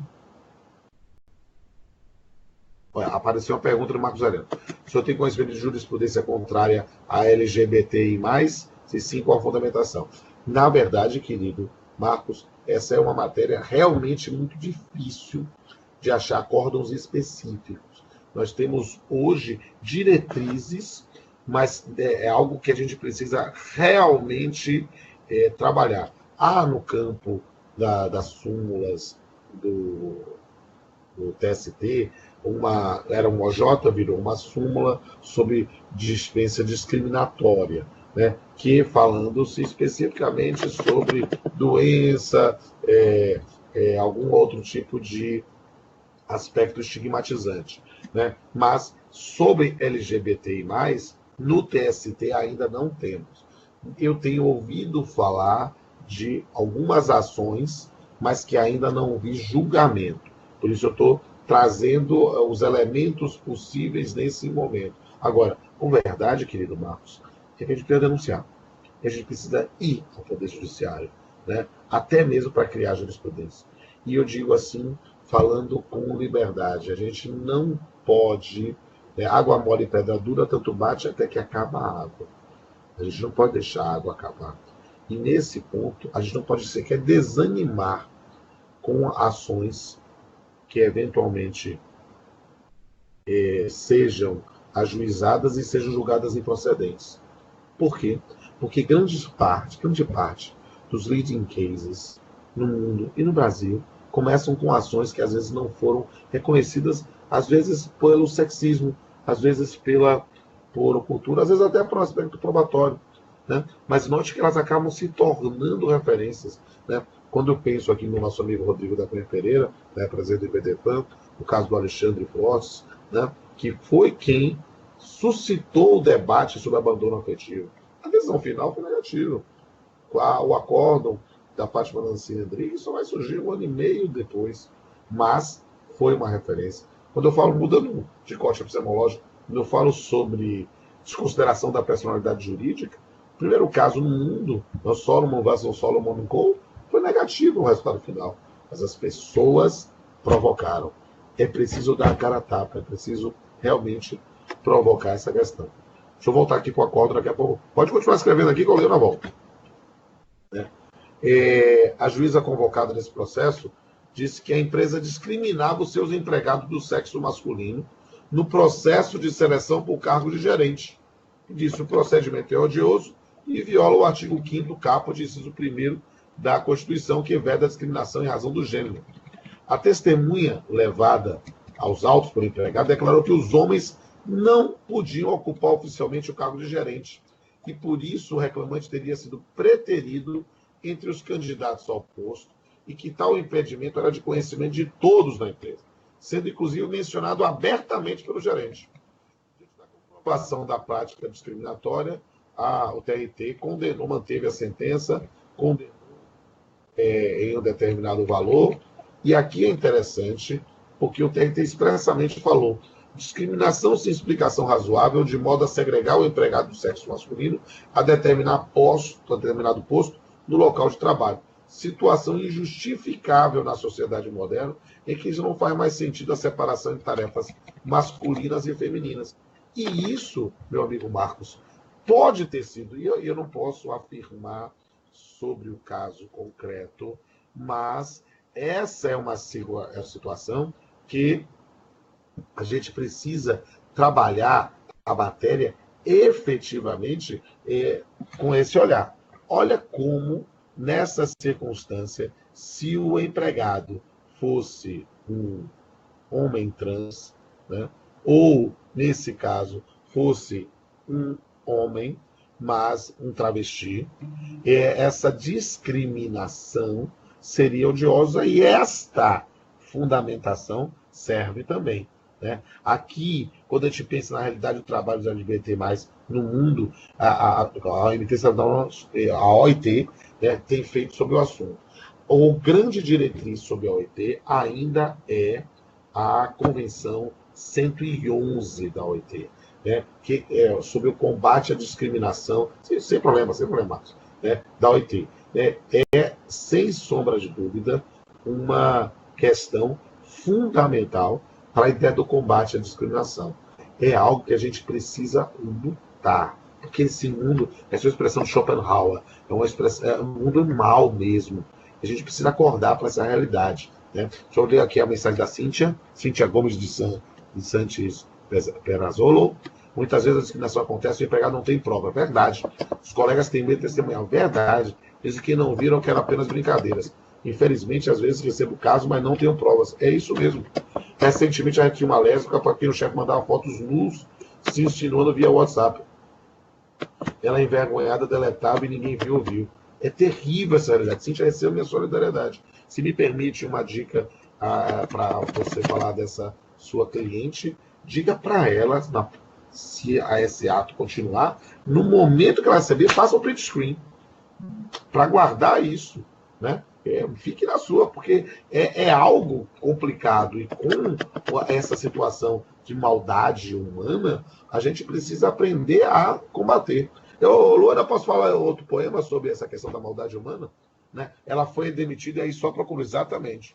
Na verdade, muitas vezes, nós temos uma responsabilidade social terrível e muito importante. Por quê? Porque nós precisamos acordar para a realidade, nós mesmos e as pessoas que nos procuram. Quando esclarecemos, fazemos. Quando eu tinha, querida Cíntia, quando eu tinha 19 anos, eu comecei a perceber o quanto esse mundo é estranho, é mau, e acordar para essa realidade. Eu escrevi um poema que eu quero compartilhar, dedicando a você, Cíntia, e dedicando aí a essa sua cliente que viveu essa situação. É um poema chamado A Perda da Inocência. Dedico a você, meu amigo. É assim. Hoje eu acordei. Percebi finalmente que estava dormindo. Dormindo não sono dos justos, dos exauridos pelo esforço de se manter vivo, mas sim o sono dos puros, que vivem o sonho, e sonham o real. Hoje eu acordei, e olhei nos olhos do mundo com olhos de autista, anjos barrocos em poemas simbolistas, juntando um todo e vendo uma parte, cantando canções pela metade. Hoje eu acordei. Tive medo. Medo como criança pequena, de se ver viva num mundo de máscaras, de ter acreditado que viver era bom. Hoje eu acordei.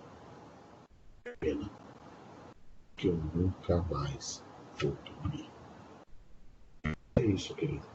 Às vezes viver num mundo que a gente dormia e achava que tudo era bom, era maravilhoso. Mas é na realidade da Matrix. A gente precisa tomar a pílula azul e sair da realidade e ver o que está acontecendo e combater o bom combate. Cíntia, dedico este poema a você. Se você quiser mais, dê uma olhada lá no canal, né? Você orienta os clientes a um gravador de voz celular. Perfeito! Grave mesmo. Lembre-se da diretriz do Supremo Tribunal Federal sobre a gravação ambiental. Gravar a própria voz dela também. Os outros estão indo. Então é importante que ela fale também pensando nessa linha. Muito bem, Cíntia. Vou voltar aqui para outra cola, tá? E, Cíntia, se você gostou do poema, veja a versão musicada, a versão cantada, numa playlist lá chamada Treblebes, que era o nome da minha banda da adolescência, e fazer isso. Eu oriento os clientes a usarem o gravador da voz. Muito obrigado. Exato. O nome desse poema é A Perda da Inocência. O primeiro poema que eu citei chama Preconceito, também musiquei. Só que o Preconceito eu musiquei com minha banda de hoje, que é Crooners Inconstants, que é uma banda de jazz, que a gente também faz um trabalho autoral. E o poema anterior chama A Perda da Inocência, foi o nome do CD, né, da minha banda adolescência. Acho que vou combinar com a Rosângela e com a Luana, mandar aí um CD aí, quem sabe sortear pro pessoal, dar de presente, um CD. Mas a música está toda no canal do YouTube também. Veja lá uma playlist, uma Treblebes. Espero que você goste da música, modéstia à parte. Ficou muito legal. Vamos lá. Discriminação em face da orientação sexual. Olha lá, Marcos aqui, um tema interessante também da 30ª Vara de Belo Horizonte. Né? A questão da sexualidade, né, tem apresentado reflexos no mundo do trabalho, inclusive questões envolvendo sexismo à tona, casos concretos que revelam violação à liberdade de gênero e de orientação sexual dos trabalhadores, em especial de homossexuais, transexuais e travestis. Né? O caso que eu vou relatar foi na 30ª Vara do Trabalho de Belo Horizonte. A magistrada que julgou se chama Aline Paula Bona. Né? Eu vou colocar aqui, o problema é que o acórdão, o número do processo não foi disponibilizado, né, por causa de segredo de justiça, mas só para registrar isso para vocês, porque vale a pena pesquisar pensando nessa situação e que a Cíntia mencionou, né? Porque é um caso de discriminação em relação a duas empregadas que elas mantinham entre si um relacionamento homossexual. Né? As provas testemunhais colhidas nos autos evidenciaram a fala do gerente no sentido que teria que dispensar uma ou ambas empregadas por formarem um casal de lésbicas. Haja vista que a homossexualidade delas estava gerando muito comentários no ambiente de trabalho. Ademais, um dos motoristas da empresa teria dito de forma preconceituosa a uma das empregadas que alguns minutinhos com ele as fariam deixar de gostar de mulher. O que é um típico comentário machista, misógino, que merece repúdio. A empregadora, sabendo dos preconceitos do Estado, não tomou nenhuma atitude para proteger as mulheres homossexuais ou para cessar. E a juíza reconheceu o dano psicoemocional presumido e concluiu pela condenação, né, de uma indenização. Né? Aqui é interessante, né, houve recurso, o TRT ainda não se manifestou, né, não minto, manifestou, manteve a sentença e está tentando agora encaixar um recurso de revista. Não transitou em julgado ainda, eu não posso dar o número do processo, mas eu vou dar o nome da juíza, Aline Paula Bona, disse a vara, 30ª Vara do Trabalho do Belo Horizonte, e aí vocês procuram aí, querido. Mas é interessante o corte de cada um de vocês. Você viu aqui, mandei aqui, ó. E aqui, ó, aqui, Rosângela, pode mandar, vamos ver. Eu não tenho nenhuma palestra em Santos por agora, mas eu acho que eu botei alguma em São Paulo. A gente combina de tomar um café e eu levo aí para a Rosângela, para a Luana, alguns CDs, eu mando uma para cada um e mando para o pessoal também. Eu faço com o maior prazer, a custo zero, será um prazer. Vamos dar para todos, quantos alunos tem na turma, vai ser um prazer. Mas todos podem ver desde já, vejam lá no canal, no YouTube, vai ser... eu vou puxar aqui o link para cair direto no canal, acho que fica mais fácil, né? Se eu botar o link direto no canal, qual é? Mas aí vai ser legal, me permitindo um momento assim, relax, né? Eu gostaria que vocês vissem, porque vão ver a minha modificação capilar, né? Porque eu já tinha o cabelo até o peito, já cortei o cabelo, já botei coque, rabo de cavalo, né? Só não pintei de vermelho ainda, mas aí vou estimular aqui com a Luana. Esse link, eu acho que você cai direto no canal. Cliquem, se inscrevam, ativem notificações. Vai ser um prazer, né, conhecê-los, cada um, e mandar. E aí nas playlists lá, vocês veem a playlist. A playlist Trebleves, você vem a Pedra da Inocência, e nas da Crooners in Concert, autorais ou os clipes, vocês veem a Preconceito. Beleza? Vamos embora.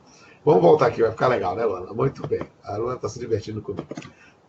Um tema que é correlato é um tema da discriminação, a dispensa discriminatória. Discriminatória de empregado portador do HIV. Eu vou mandar, esse eu tenho o número do processo, vou colocar aqui para vocês. Botei.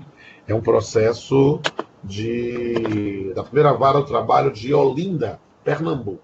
Né? A magistrada Ana Cristina da Silva, da primeira vara, julgou esse processo e condenou a reclamada ao pagamento de indenização por danos morais e pós R$10 mil, em função da comprovação de constrangimento em face da homossexualidade do trabalhador, bem como pela dispensa discriminatória por doença grave. Ele era portador do HIV.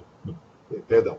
Estou comprovado nos autos que, por ter assumido ser homossexual e portador de HIV, gente, isso parece aquele filme Filadélfia, gente, é uma coisa terrível, não é mesmo? Né? O trabalhador passou a ser constrangido pelo preposto da empresa, tendo sido, inclusive, acometido por uma depressão em face dos maus tratos.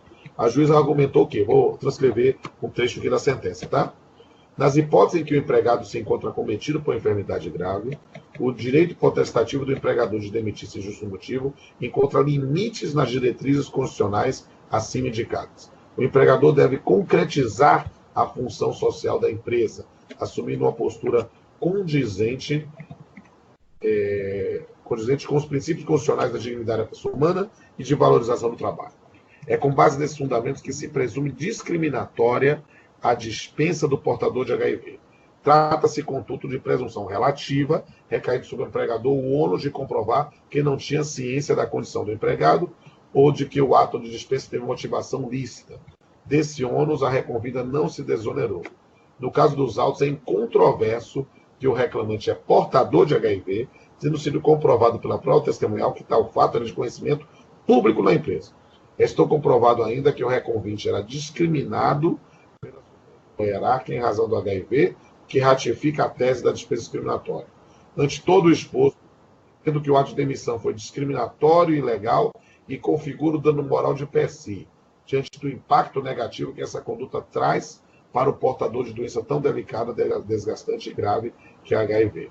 Assim sendo, encontram-se provados os requisitos específicos para o seu deferimento. O ato ilícito, a culpa do agente, o prêmio do dano e o nexo de causalidade.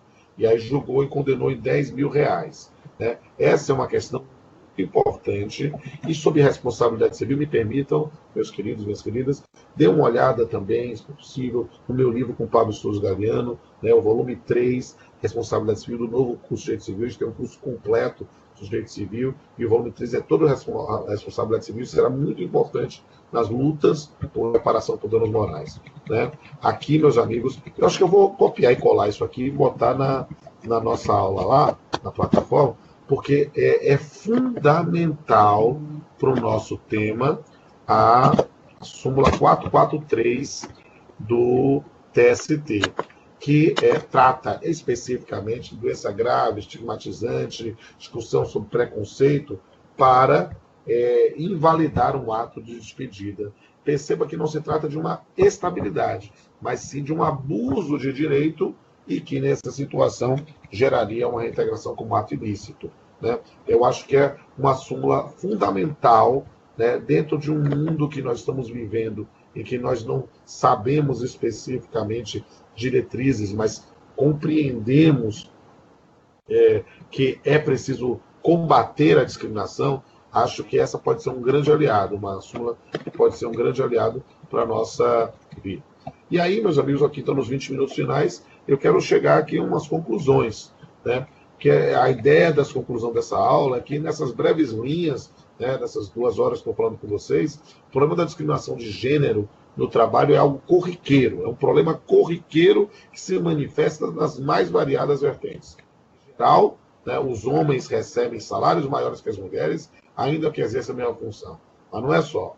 Nós temos atitudes discriminatórias relacionadas à homofobia, até mesmo contra o homem, dispensas arbitrárias contra a doença. Ou seja, nós temos uma postura discriminatória calcada muitas vezes no sexismo e no modelo patriarcal, que ainda, infelizmente, é recorrente na justiça do trabalho, seja como estrutura, seja como discurso. Esse estudo de casos aqui apresentados, o que eu quero mostrar com esses casos é que as iniciativas de promoção de equidade do gênero no mundo, contempladas em programas de responsabilidade social e empresarial, têm produzido avanços, lentos, é verdade, mas que dependem, e aqui as suas perguntas, essa interação foi sensacional, dependem de ações efetivas para expurgar a discriminação de gênero no âmbito das relações. A legislação trabalhista em vigor protege o trabalhador, não sabemos por quanto tempo nesse novo governo, mas muitas mulheres homossexuais, transgêneros, continuam sofrendo a discriminação no mercado de trabalho, porque ações ainda vistas como tipicamente masculinas ou femininas. E isso é ainda um caso de prevalência de uma cultura machista, herança de uma sociedade marcadamente patriarcal. Nós temos que fazer uma nova divisão sexual do trabalho, baseando-se na noção de corresponsabilidade social pelas atividades profissionais. E isso, para isso, é fundamental o respeito, a igualdade de gênero em todas as variações.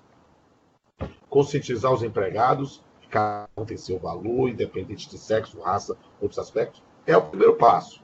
Mas o trabalho de educação não é só uma função da empresa, é uma função de toda a sociedade. E a gente deve fazer isso com as discussões judiciais, porque tocando no bolso, tocando nessa parte sensível do corpo humano, nós fazemos algum tipo de modificação. Né? E a OIT, né, através da Convenção 111, né, propugna por um trabalho sem discriminação. A lógica, o conceito de trabalho decente é fundamental, e é aquele produtivo e adequadamente remunerado, exercido em condições de liberdade, equidade e segurança, sem qualquer forma de discriminação, para proporcionar a cada um uma vida digna. Né? Então é preciso combater o sexismo presente no trabalho, combater a discriminação, e que a gente possa vencer essa luta, meus amigos. Faltam 15 minutos, né? E aí eu estou aqui à disposição agora para falar, para recitar poesia, para cantar, para fazer o que vocês quiserem. Né? A Rosângela está perguntando se o artigo pode ser feito em dupla. Aí diz, pode? Eu não sei, de minha parte pode, depende de vocês, né? Aí é com a Luana que manda aí. E aí, gente, eu estou aqui à disposição, né? Não sei se eu fiz alguém, dei um espaço agora para a gente ter um trabalho de interação, né? E o que mais vocês quiserem. Espero que tenham gostado da aula. Escrever isso aqui.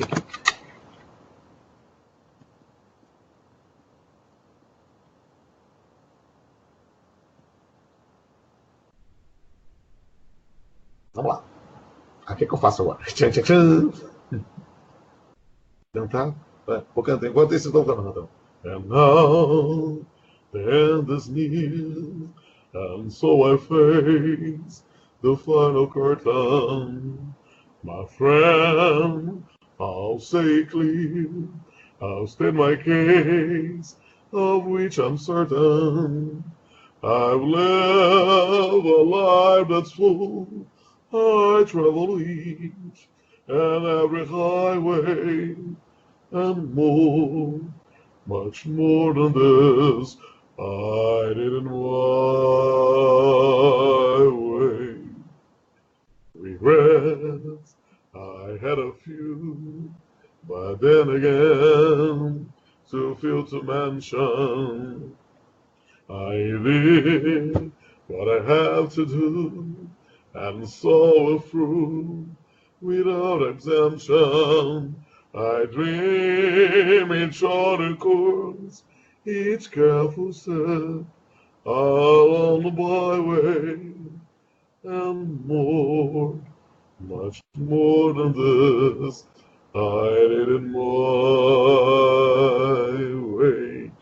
Yes, there were times, I'm sure you knew, when I bit off more than I could chew. But through it all, when there was doubt, I ate it up and spit it up.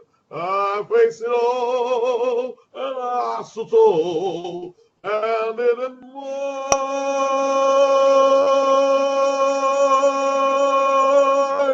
way. Acho que My Way, do Frank Sinatra, é uma música que pode dizer que cada um vai construir o nosso caminho. Acho que tá bom. Espero que tenham gostado. Vendo aqui as mensagens finais. Aqui. Obrigado, Pedro. Luana gostou da aula. Gostou da voz? Muito bem. Veja aí no vídeo. Pedro gostou da aula. Bem esclarecedora. Que bom. Mônica, dentro da nossa área de natação. Não, Mônica, jogue duro aí. Mônica, no seu artigo. Né? Cíntia gostou da aula. Muito obrigado.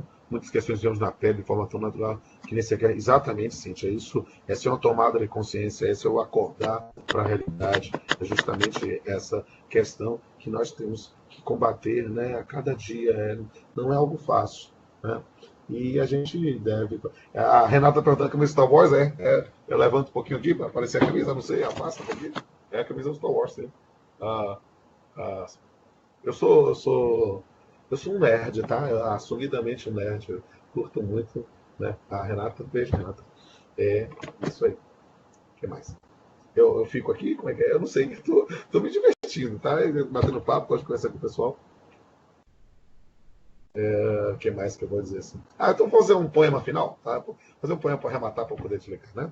Quando eu tinha 18 anos, eu como sou um nerd, eu não sabia exatamente o que eu ia fazer da vida. Se eu ia fazer direito, se eu ia fazer composição e regência, se eu ia fazer engenharia, né? Se eu ia fazer processamento de dados, se eu ia ser rico em Morro de São Paulo, se eu ia vender miçanga na praia.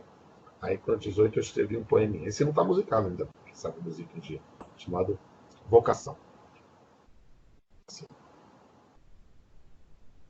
Um dia eu quis voar, mas eu não tinha asas de voo. Um dia eu quis amar, mas não sabia o que era o amor. Um dia eu quis matar, mas não sabia o que era dor. Forçado e sou forçado a fazer algo que não sei, que não amo. Uma vocação que não existe, nem nunca existirá. Quando encontrei minha verdadeira vocação? Foi no dia que tive coragem de olhar na grande imensidão do nada, no espelho. Qual é a minha verdadeira vocação? É ser eu mesmo. Sejam vocês mesmos no combate a cada uma das discriminações. Beleza. Um beijo a todos. Um beijo no coração.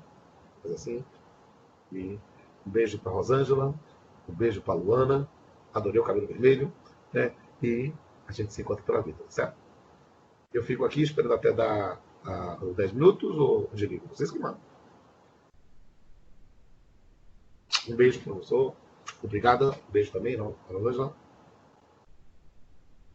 Pode encerrar? Então vou encerrar. Tchau, gente. É um prazer. Vou botar meu e-mail aqui, para quem quiser meu e-mail.